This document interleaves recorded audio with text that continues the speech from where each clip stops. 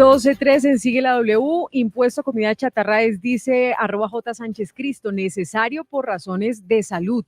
Isabela 94558451. Impuesto a comida chatarra es salud y bienestar para todos los colombianos. Es increíble ver cómo este tipo de alimentos ultraprocesados y el azúcar afectan de manera significativa a la gente, sobre todo a los niños. Un comentario más, Jairo 20 John. Impuesto a comida chatarra es al que le gusta, le sabe, que pague. Bueno, Paola, entonces aterricemos este impuesto que llegaría para esos alimentos ultraprocesados y que son los antojos de muchos colombianos y por eso están muy atentos en nuestro YouTube Live. Y para las bebidas azucaradas, Andrea, les decíamos que es el título 5 o quinto del articulado de la reforma tributaria que ayer radicó el Congreso, y para poderlo entender, desmenuzar en qué consistirá este impuesto, a qué productos específicamente estaría dirigido y otras cosas, saludemos hasta ahora a Gabriel Angarita. Él es economista y estudiante de maestría en la Universidad de Chicago. Queremos hacerlo de la mano de los expertos, Andrea, para que esto quede bastante claro y Sí. para que todos entiendan en qué consiste la propuesta que está presentando en este momento el gobierno del presidente Gustavo Petro. Ya vamos a saludar a nuestros otros invitados para que nos digan si están a favor, en contra y por qué. Gabriel, gracias por estar con nosotros hoy en Sigue la W. Y bueno, por favor, explíquenos este impuesto de qué va. Hola Paola, muchas gracias por la invitación. Bueno, el impuesto de bebidas azucaradas tiene un diseño que está enfocado en gravar o ponerle impuesto es al contenido de azúcar que van a tener determinadas bebidas azucaradas. Y lo hace a partir de unos rangos específicos, de forma que pone más impuestos a aquellas bebidas que tienen un mayor contenido de azúcar.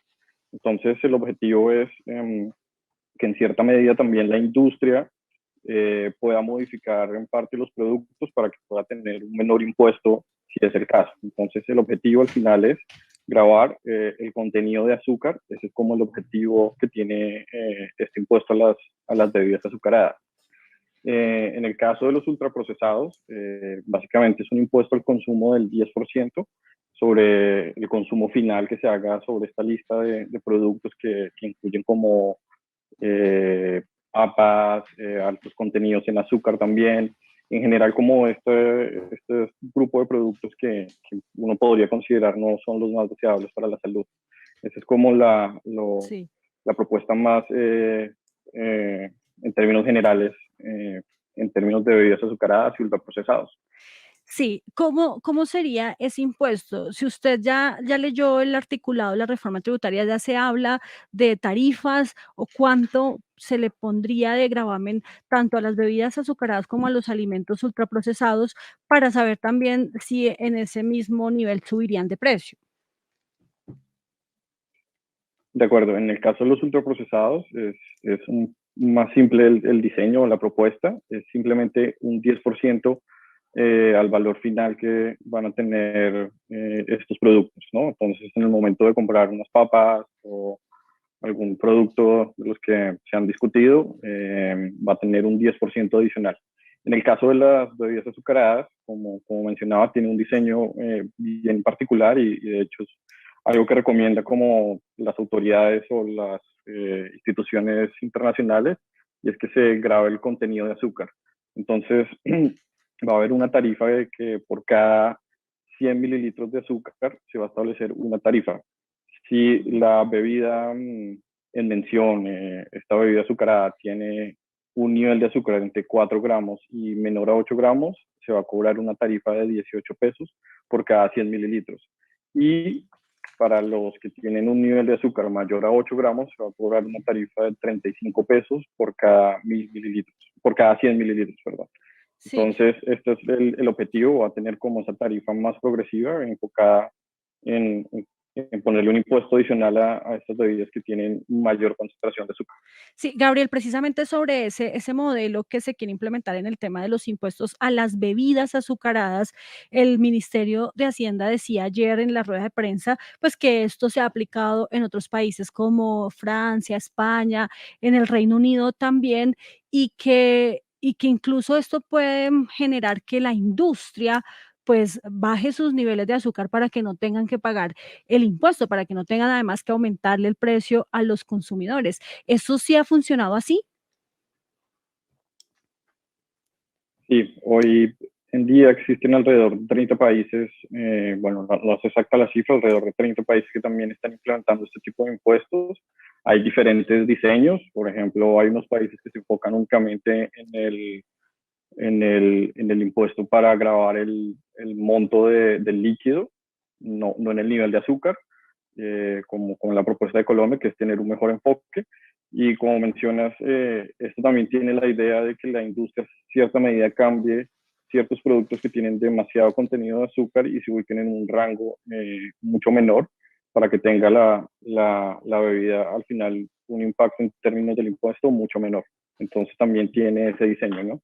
Es castigar exactamente el alto contenido de azúcar y eso es lo que se está intentando grabar con esta propuesta. Sí, mire, le leo algunos comentarios que nos llegan a esta hora en Twitter. Impuesto comida chatarra es, dice Cristian Moreno, Crisfamóvel 11, lo justo y necesario para mejorar la salud de los colombianos. Dice @Formiga Pérez, impuesto a comida chatarra es un gran triunfo contra esos lobbies.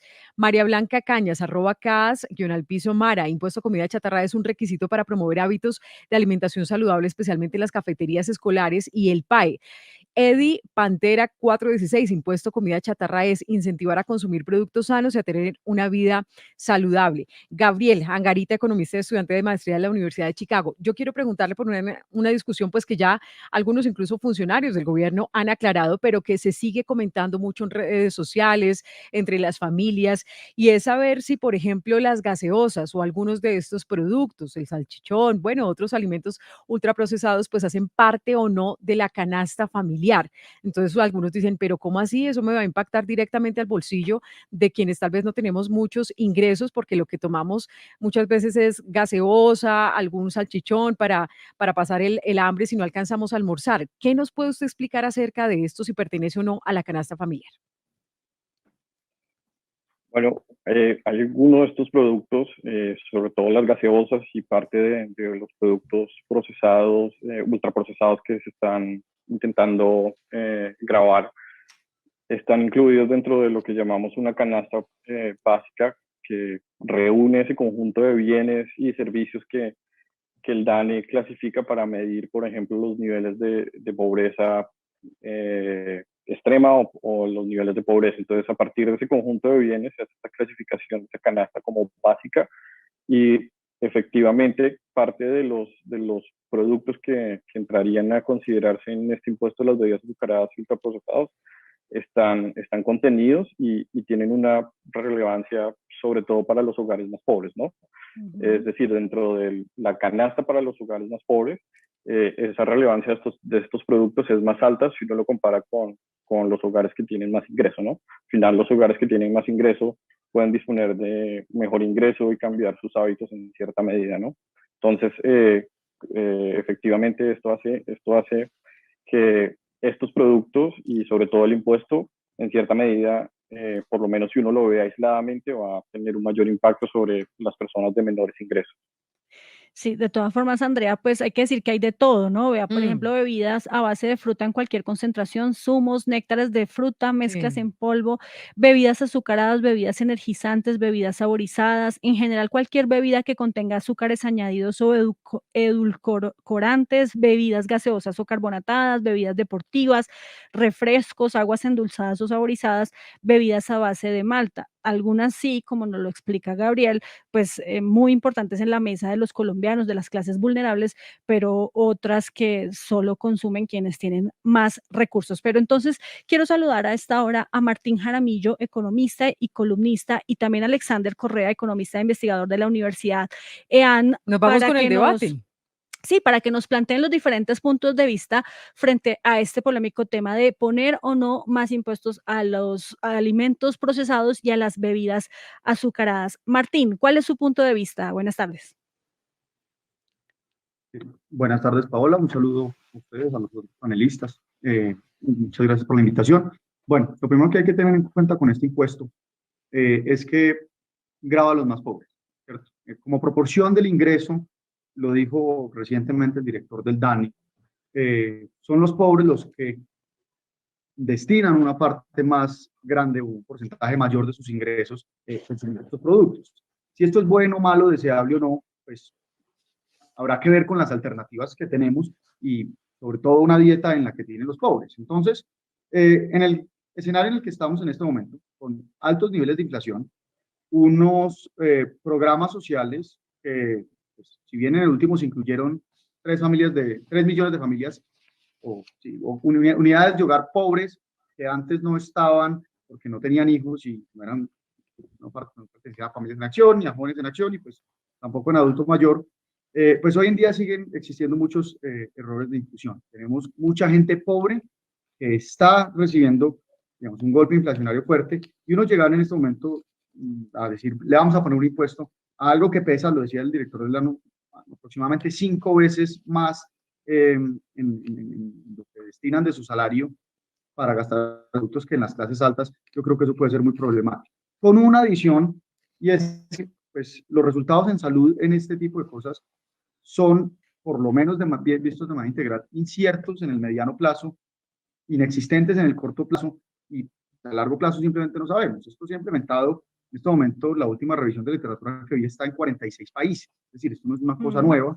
Es decir, ya tenemos suficientes casos de experiencia en lo que uno puede decir, bueno, ya tenemos, ya hemos visto eso en otros países y ha funcionado para, por ejemplo, reducir la obesidad de una cosa o la otra, y en eso pues, lo que dicen los datos es, haciendo la evaluación de impacto, mirando lo que efectivamente pasó, es que el potencial de eso, de pegarle a reducir enfermedades es muy poco. Sí. También se ha dicho, por ejemplo, que va a reducir el gasto en salud. De eso sí, pues no hay evidencia ninguna, porque uno dice, no, van a gastar menos. Eso, pues, evidencia dura no hay. Entonces, pues, por un lado tenemos algo que es certero, y es que el chocorramo, el Gatorade, la harina, la olea, este tipo de cosas que come la gente hoy en día, esto es certero, pues va a tener un impacto importante.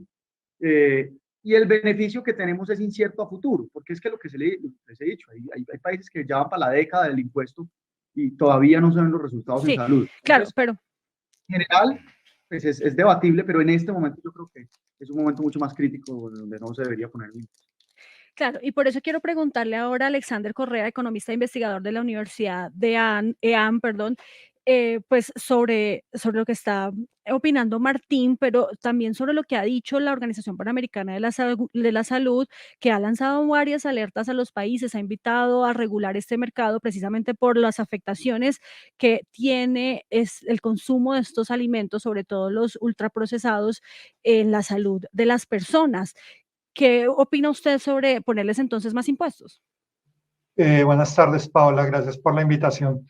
Mira, yo considero que el impuesto puede ser saludable en la medida que busque la prevención de precisamente de lo que está diseñado, a que vaya a prevenir más enfermedades, sobre todo hipertensión, diabetes, algunos tipos de cáncer que son los que se originan a partir de estas bebidas. Entonces el impuesto puede ir buen diseñado en ese sentido. Que no se tenga evidencia de largo plazo, no sé, no estoy muy seguro de eso.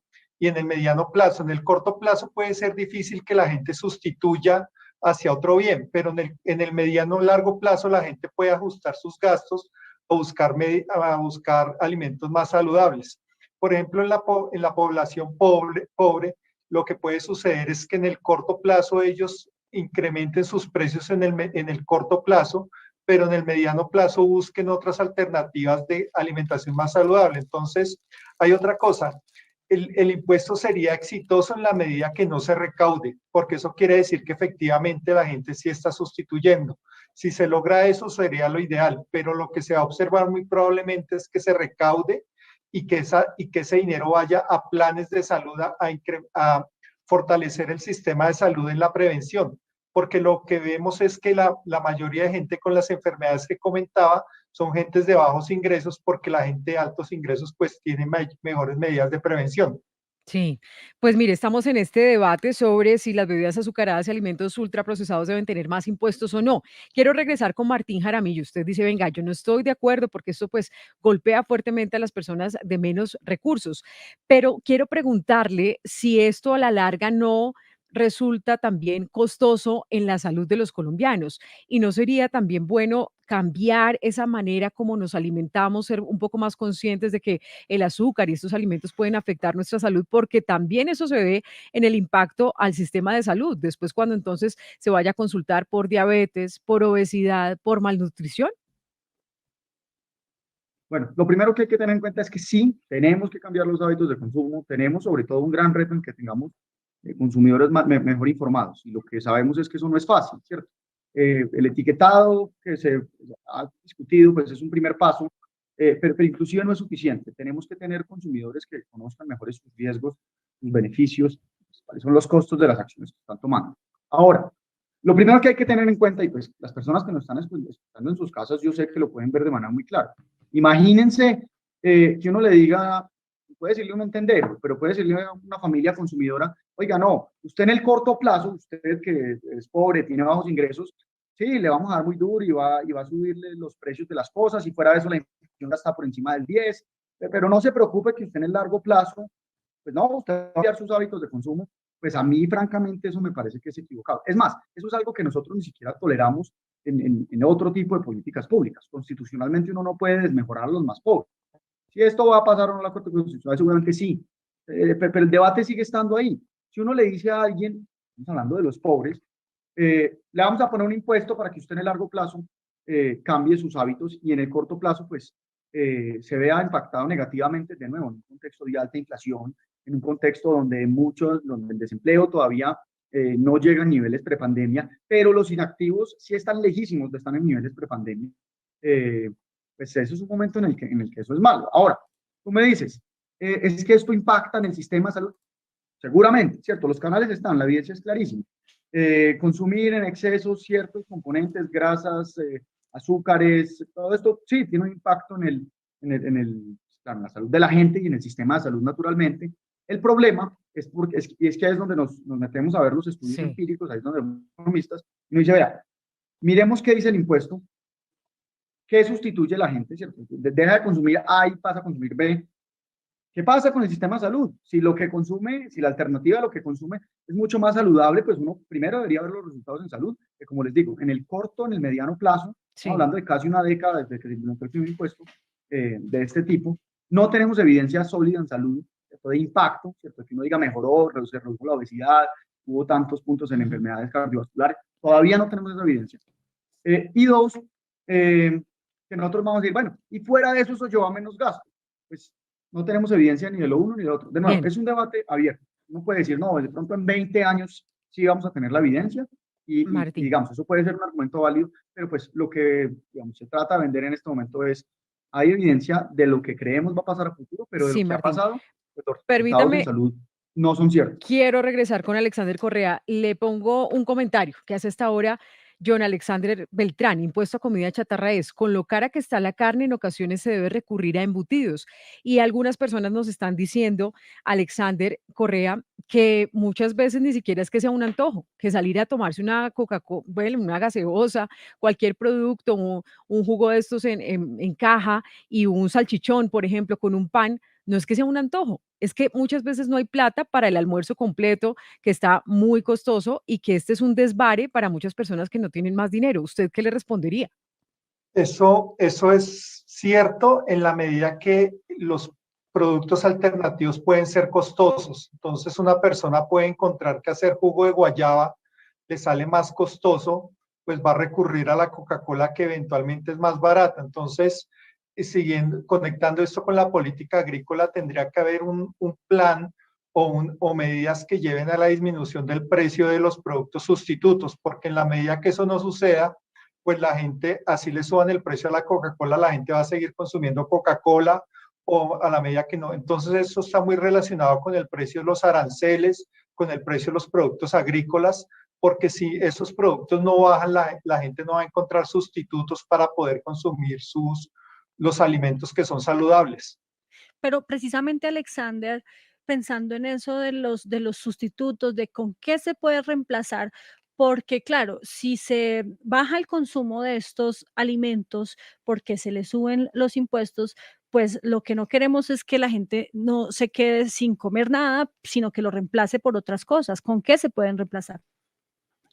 No, o sea, productos saludables existen. Lo que toca es hacerlos accesibles a la gente a través de rebajas de precios de aranceles, rebaja de precios de la carne. La carne es costosa porque se está exportando a Arabia. Entonces, eh, toca buscar en el gobierno medidas que lleven a reducir los precios de esos productos sustitutos.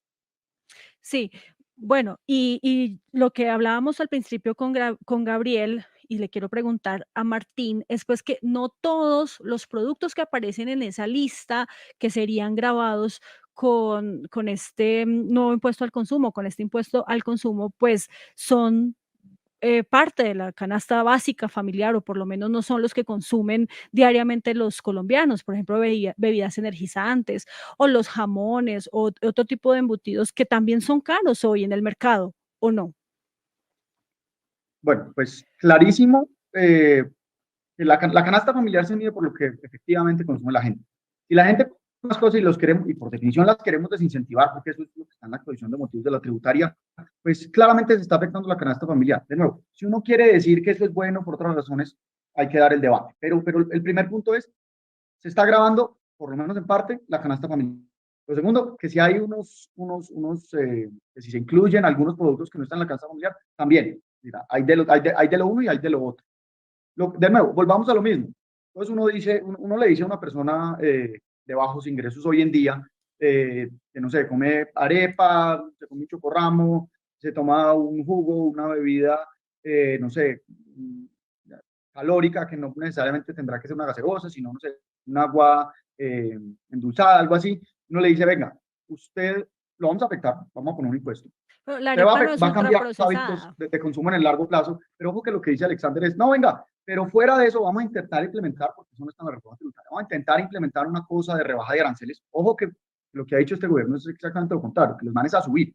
Y que fuera de eso vamos a coger la carne que se está exportando, pues vamos a, no sé si prohibirla o a que no se exporte para que se compre acá barata, y pues la gente que produce, vende, comercializa carne, pues va a ganar menos, y pues esa va a ser una solución. Yo creo que la gente sabe que eso no va a ser una solución, y pues por eso es lo que digo. Es un momento muy delicado en el que pues hay que pensar Martín, en esas consecuencias. me llama la atención que ustedes, los economistas, el año pasado, cuando se presentó todo el problema con el paro nacional por la reforma tributaria de el exministro Carrasquilla, pues sí estaban de acuerdo con ampliar los productos de la canasta familiar a los que se les cobra hoy el impuesto a las ventas, el IVA. En ese momento, las personas salieron a la calle a protestar porque se estaba hablando de ponerle IVA a los huevos, a la carne, a la leche, que pues también hace parte de la canasta familiar y que los colombianos consumen diariamente. ¿Por qué en ese momento sí y ahora no? Paola, esa es una excelente pregunta, y me gusta mucho que la hagas, porque permite explicar muy bien el punto.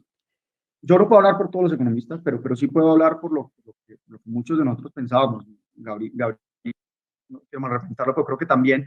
Y es que a mí no me preocupa tanto que se le grave la comida a las personas de altos ingresos. Eso no es el fin del mundo. Me parece muy grave que se le grave la comida a la gente de menores ingresos. Por eso, muchos de nosotros, eh, estoy seguro que la gran mayoría de economistas en Colombia, dijimos en su momento, está muy bien universalizar o ampliar pues el IVA a inclusive productos de la canasta familiar, pero, y de hecho de manera anticipada, se los devuelve a los más pobres, ¿cierto? Entonces uno dice, bueno, le subió el IVA a la canasta familiar, a la carne, al huevo, a las gaseosas, al no sé qué, ¿ok? Pero los pobres no se vieron afectados porque están recibiendo esa plata consignada por anticipado. Solamente para dar una anécdota. Yo no sé si ustedes se acuerdan, seguro que sí, porque pues esto fue un acontecimiento nacional que le preguntaron a Carrasquilla que cuánto valía una cueta de huevos y dijo que 2.500. Ujú. Nada que ver. O Petro hace poquito que le dijo a un campesino, no, la leche está carísima, a 10.000 pesos. Tampoco. Yo creo que eso representa algo muy importante para el debate que estamos teniendo. Y es que la gente de ingresos muy altos es tan insensible al precio que ni siquiera sabe cuánto vale, no le importa, ¿cierto? Para alguien de los ingresos de Alberto Carrasquilla, de Gustavo Petro, que el huevo valga 2.500 la cubeta o 15.000 pesos, 30.000 pesos la cubeta, no va a decir que es irrelevante, pero los pagan y con eso hay recaudo. vaya, hágale eso a una familia pobre, súbale el huevo de 500 pesos a 1.000 pesos, que fue lo que acabó de pasar en el último año. Sí. Mire cuánto tienen que dejar de comer, eso sí es muy grave. Entonces, muy buena pregunta. Oiga, antes se tocó la canasta familiar, es más, Carrasquilla la tocó de manera mucho más ensayada, y hoy también, ¿por qué antes les pareció bien y hoy no? Mi respuesta es clarísima, porque antes no tocaba a los más pobres en la medida que se los devolvía por anticipado, y en esta, pues, claramente no hay nada de eso. Con la discusión, Paola, de que no todos consideran que esto haga parte de la canasta familiar. O que Ese sean también es el punto, alimentos. o que sean Por alimentos. ejemplo, aquí nos están haciendo comentarios en nuestro YouTube Live muchas personas que dicen, primero, que por ejemplo las frutas pueden llegar a ser más baratas que las gaseosas, por lo menos que la Coca-Cola, y lo otro es que las gaseosas y otro tipo de alimentos ultraprocesados pues no se deben considerar alimentos precisamente porque no tienen carga nutricional. Eso es lo que opinan a esta hora nuestros oyentes y quienes nos ven a través de nuestro YouTube Live W Radio Colombia. Pues a Martín y a Alexander, muchas gracias por este debate. Es importante esta discusión que se tendrá que dar en su escenario natural, que es el Congreso de la República. Allá es donde veremos si prospera o no, por lo menos este punto de la reforma tributaria.